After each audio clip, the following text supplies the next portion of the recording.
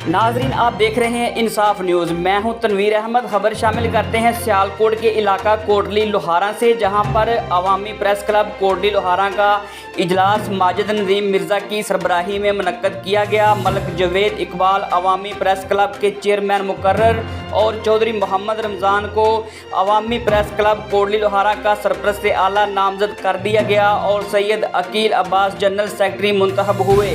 इजलास का आगाज़ तलावत कुरान पाक से किया गया। इस मौके पर सरपरस्त आला चौधरी मोहम्मद रमज़ान ने इजलास से खिताब के दौरान कहा कि अवामी प्रेस क्लब कोटली लोहारा बनाने का मकसद कोटली लोहारा की आवाम की आवाज़ बनना है। इसके साथ साथ मैं तमाम सहाफ़ी बरादरी को मिलकर एक साथ चलने की दावत देता हूँ।